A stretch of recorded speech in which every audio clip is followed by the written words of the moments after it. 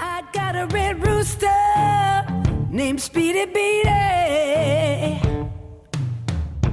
waking me up every morning at the crack of dawn. Just when I started to get me some sleep, he be squeaking on my front porch. Oh, Speedy Beady was my favorite rooster, and now he gone. Hello, everyone, and welcome to the Chair Sessions with Dr. D. On the line with us today is the lovely and talented Detroit diva, blues rock vocalist, pianist, record producer, and arranger, Eliza Neals. Eliza's a multi-blues, award-winning artist. You can hear her songs on heavy rotation on Sirius XM Bluesville. She's released 12 albums and is currently working on her 13th, and she's also on a worldwide tour. So, with that, welcome Eliza Neals. Hey, how you doing? Hi, everybody. Thanks for having me. So great to have you on today. So you're working on album number 13. Wow. Yeah. That's quite a discography you've got. So what can you tell us about the album? Well, it took me it always takes me about, I don't know, a year, maybe less, it depends, in between my last album to figure out what's going on. So what I do is I just have all these different ideas and thoughts about the world and myself and my friends and my family.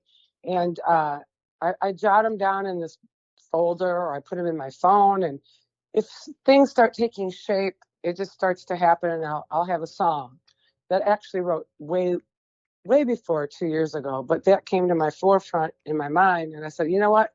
That's going to be my first song I record. It's a song, All Alone in My Dream, right? I wrote it.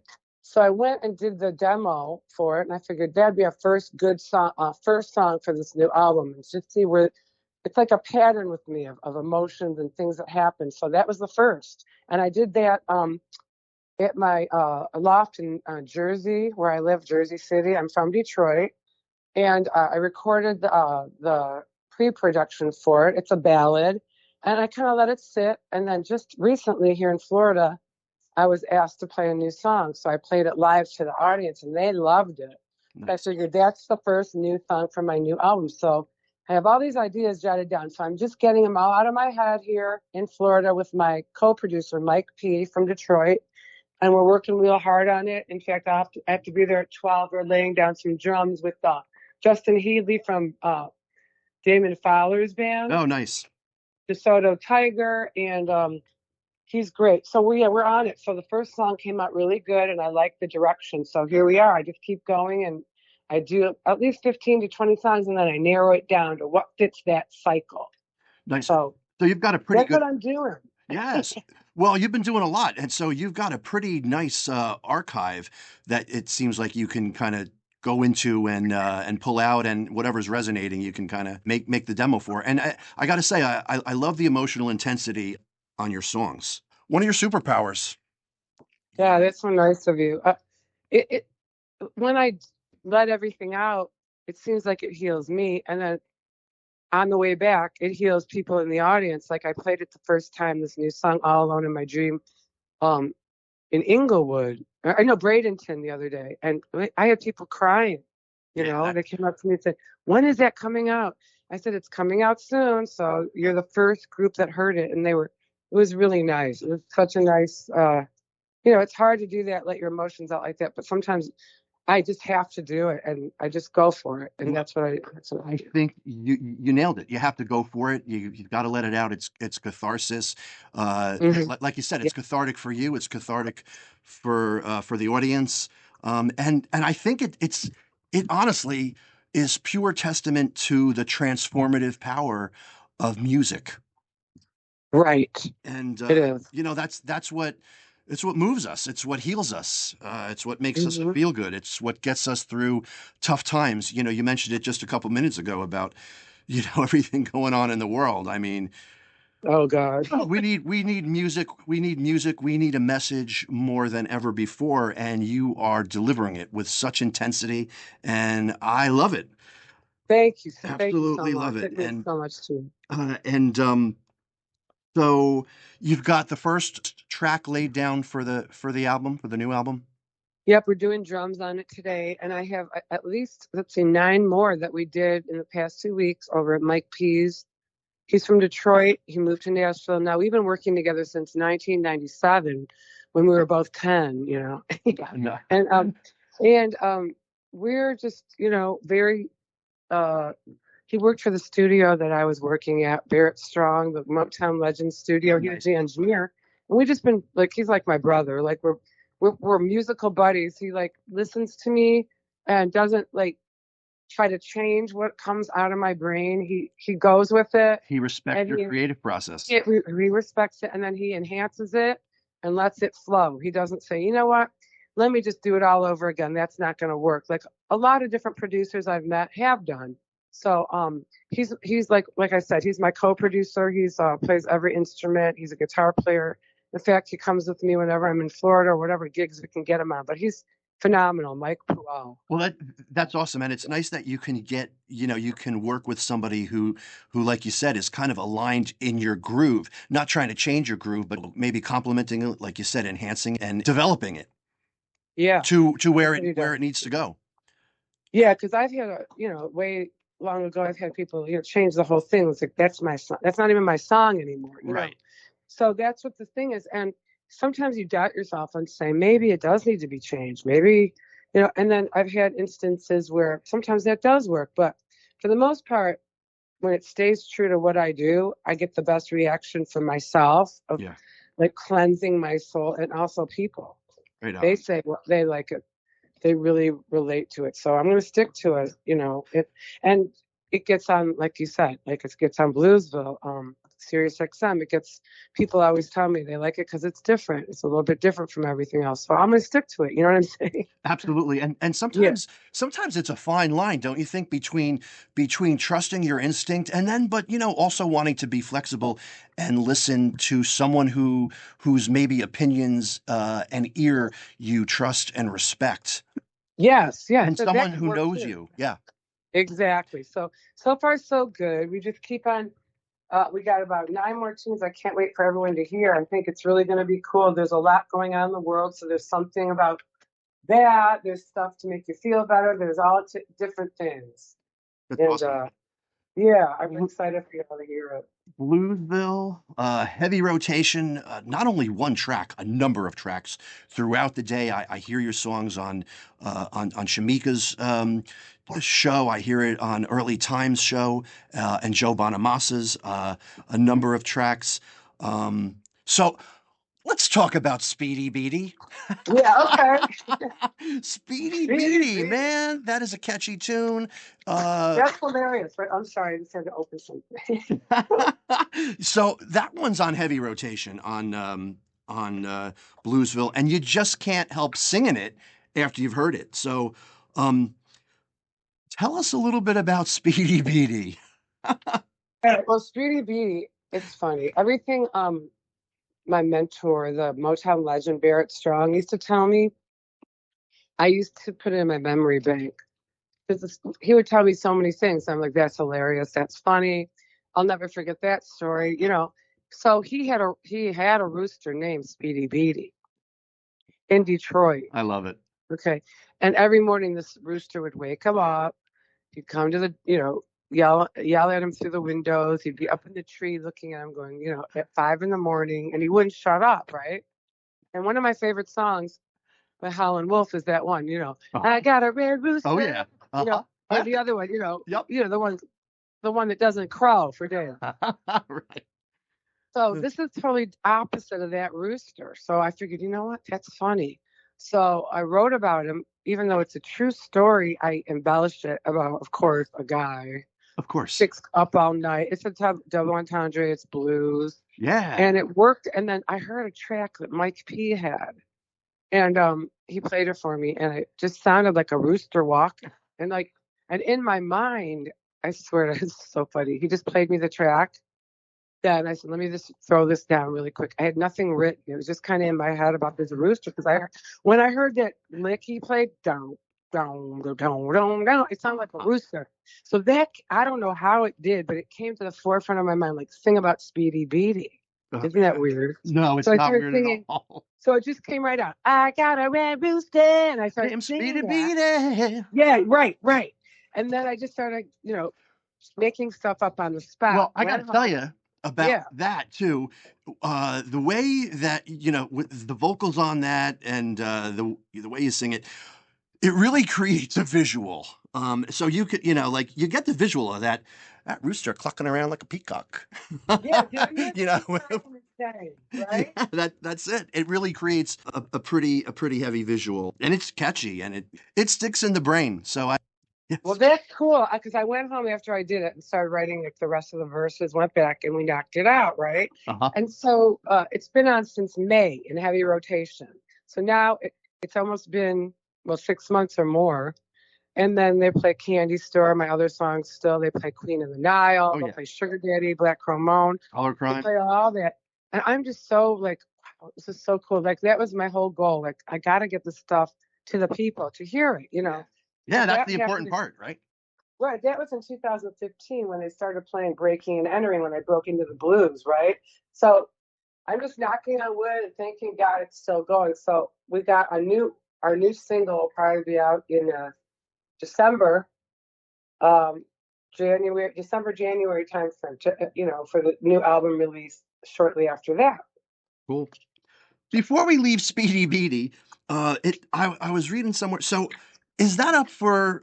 Is that entered into for Grammy consideration? I saw something. It looked like it was. Yes, it was. It was first round Grammy consideration. Yeah. Okay.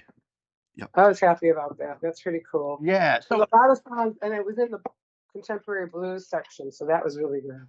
Can you talk just a little bit about how that process works? Well, you submit through the you submit the song, and it's a very very tedious process, and they have to let you know what makes it and what doesn't. So it made the first round, but the final round, I did not make the final round because it's so competitive. One day sure we will. Right now we're an independent label. It's just like a few people. You know how it is. Sure, absolutely. Well, anyway, I'm really glad everything I put out pretty much is first round Grammy.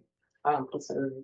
Awesome. And like you said, you do not only have one track out there on Bluesville, you've got a whole bunch. Yeah, like there's 4 or 5 always in play. And they're all fantastic. Gosh, thank you. If they weren't, they wouldn't be on there. It's hard to get on there, and people call me all the time. They say, "Oh, how do you got to just send it in, see what they say." That's it. That's absolutely. And I want to back up just a little bit to I know the excitement is with the new album, working on that and getting that finished. But I want to back up just a little bit to Colorcrimes because again, powerful message, transformative message, a message I think that we need to hear, people need to hear. And so the title track, great, fantastic track. For that album, you assembled a stellar lineup. But let's talk about how that was inspired and how it came together a little bit. Colorcrimes was a song I wrote 20 years ago. Believe it or not, I did it with Mr. Strong. We went to a studio and I had a gospel choir sing on it. And it was different. It was a little bit more funky on the R&B side. And I always kept that song. I said, I have to put that out. That has to come out. So at the Bradenton Blues Festival a couple of years ago, I just started to play it. Okay, with this new arrangement I had. And again, the band followed me. We did it. It was like totally reality show, kamikaze style. Nice. No one knows. They don't know what I'm doing. They're following. Baptism by fire? Yes. Talk about a little, throwing a little gospel element into there, huh? Yeah, I threw some gospel into there. And then, the choir told me back then, I said, Mother Nature created all living things, right? This is one thing I changed. And then when the choir heard it, they said, no, we can't sing on this. You have to say, Mother Nature didn't create anything. It's God. So I said, I know that, but I was trying to be cheeky, or just creative. So I changed it. Of course, it's God created all living things. So that was the big change that the one word that the gospel choir told me 20 years ago to change. Then they sang on it because it couldn't be about anything but God. Sure. For them to sing it. So that when I sang it live at Bradenton, I had people coming up to me saying, I want to buy that song, I want to buy that song. They were crying, they were hugging, it was very powerful. And I knew this is what I have to do. I have to go on the limb and just go there and play things that I wouldn't normally play, but just play it because the people need it, and so do I. Yeah, powerful, powerful. Yeah, And isn't it great how you can pull something out of the archive? Like you said, you wrote it 20 years ago, right? You wrote it 20 years ago, but the universe said the time is now. Yes. Yeah. It made me say it. It Yeah. made me bring it forward. And it turned out to be, one of the most memorable songs of the whole album. Yeah. Gives you chills. Yep. Yeah. Thank you. Thank you. Yeah. And it's just, when you sing about what's going on in the world, people are afraid. No one wants to talk about it, but we have to talk about it. We have to talk about it. And if we can't talk about it, at least we can sing it. We can sing it out. Yeah. Yeah, sometimes the message doesn't have to be just kind of talking in front of a microphone. The message is built into the music, the melody, the song, the vibe. Right. It's all in the vibe. And I just totally respect the vibe that you are resonating and putting out there, and we need more of it. I appreciate your fueling this momentum that is just so needed right now. Oh gosh, it's like, I keep every 6 months and I have these things. I go back to my memory bank. I go on my phone. I know I have something in there that I've pushed down because, no, maybe not that. Maybe that. So I got another one like that coming, this new one, All Alone in My Dream. I think that's going to be something. I hope it resonates well. I did the other day in Bradenton. People really, really reacted. They're like, when's that out? So I knew I know something. We're on the right track. That is super exciting. So tell us a little bit about the tour so far. What's the tour been like? Southern tour. I do Southern tours that are bigger, and sometimes they're smaller, depending. This one was a smaller one. I had 2 or 3 more gigs booked with it, but the dates didn't line up correctly because when I come down here, I like to record. Sure. It's the end of the year. So we got to do Funky Biscuit, one of my favorite. Nice. We had a full house. It was great. We had a very, very wild event take place. My drummer fell to the floor during sound check. Oh. We didn't know what happened. My man, HJ, jumped to action with CPR. Whoa. And saved his life. Yes. Whoa. He went to the hospital and had, surgery on his heart, and he's alive and he's doing well. Amen. But we were all freaked out. I was in shock, and we didn't even know anything. It was just so. We didn't know. We had Brandon Santini. Do you know who that is? Absolutely, yes. Okay, so out of the blue, I get a text. Can Brandon Santini open up? His gig was canceled. So this is what happens to our band. All these touring musicians, they come here to Florida or wherever they're going, and their gigs could be canceled last minute, right? Yep. You never know. The nature of the beast. It's not good. Yep. Yeah, it's not good. So I love his playing. I like everything about him. So we said, yeah, sure, come on. So it got to salvage his gig. They got hotel rooms, whatever, And so he wasn't supposed to be there. So this happened at soundcheck. If this could have happened during the gig, can you imagine? So you're all lined up to make my guy HJ there because he knows how to do this, because he's the one who did this. It's they're going to do a thing about it. The hospital wants to talk to him, how he did it. It's a big thing. It's like a hero. It's crazy. It's crazy. But I'm glad he's doing well. And yes. And it sounds like synchronicity was in action there. It was because I was in shock. Brandon came over to me. We were praying like maniacs. We were just praying till he got off that stage and got into the EMS. Took the EMS 11 minutes. So HJ got him stable. Okay, so that's what happened at Funky Biscuit. Long story short, that happens. He is going to be okay. Our show was a full house. All we did it. We went on stage and I sang. I don't know how I did it because I was pretty fucking up. I was, crying, freaking out. Like, is he going to be all right? He was. He's going to be okay. So we did the show and all that. And then the next day, we went to Bradenton to do the Flamingo Bay. Nice. And then we also did 𝘿𝑝ℎ𝑤�oods on Dearborn. So we had our dates. They were all good, well received. We sold a ton of merch. So all is well that ends well. I guess that's the thing they say. So it was crazy. It was one of those things, man. So we're like, his girlfriend keeps telling me, we're good friends. She's like, you got to be called the Heart Savers. Eliza Neals, Wow. So anyway. It's wild, dude. That is wild, and I'm glad it all worked out. And hopefully he's on the mend. And, yes, he is. He'll be back definitely. in action soon, hopefully. Oh, he will. Awesome. He definitely will. He's phenomenal guy. Right. So the moral of the story is learn CPR, that too. And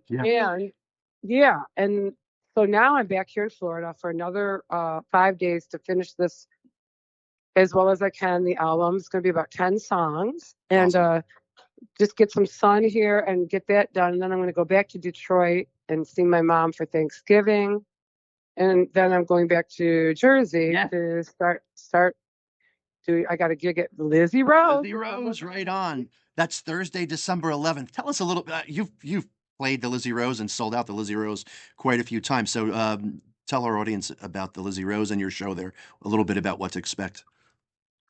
Oh, okay. I love Lizzie Rose. It's an intimate concert setting. It's like imagine a huge concert hall, but totally intimate and smaller, where everyone can see you 5 inches from your face. It's awesome.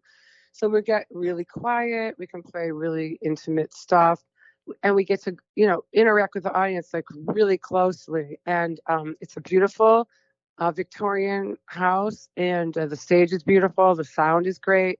The people who run it are awesome, and everyone should come and see. We're going to test out some new tunes for everybody, and it's going to be a wild party in there. All right. Yeah, that's the Lizzie Rose Music Room in Tuckerton, New Jersey. It's right outside of Atlantic City, Thursday, December 11th. And that should be a great show. And like you said, it's such an intimate venue. Great. The intensity on some of those ballads is just, I'm sure, is going to resonate really strong. Yeah, I'm going to do my best. Sometimes I don't even use the microphone, just sing, and it's just really, it's special in there. It's very, very magical room. It really is. So you're coming back from Florida. I'll be going to Florida to cover the Lakewood Ranch Blues Festival. So you're going to see Paul Benjamin, right? Yes. I actually just interviewed him last week. Yeah, he's great. I'm going to be on his North Atlantic festival. That's the big one. Yep, right? Yes, I'll be on that big one. Awesome. Well, we'll have you come back and talk about that at some point. Good luck with the album. Good luck with the rest of the tour. I hope to see you at the Lizzie Rose. Eliza Neals, I want to thank you for coming on and talking to us today. I'm going to put links to all your music and websites on the electronic liner notes for this interview, so people will have everything they need. That's fabulous. And you're on all the platforms, I'm sure, right? Yes. Yeah. Fantastic. We're on everything. Spotify, wherever you need, wherever they have it, we're there. Yeah. Awesome. Again, I want to thank you for coming on. Thank you for resonating the positive messages. Keep fueling that momentum. We need it. And we'll see you on the tour. Gosh, that's great. Thank you for that bit of encouragement. I'm going to the studio now, so I'll keep that in mind, that you all are resonating with me, and we will resonate together. We'll keep going. Right on. Thank you so much.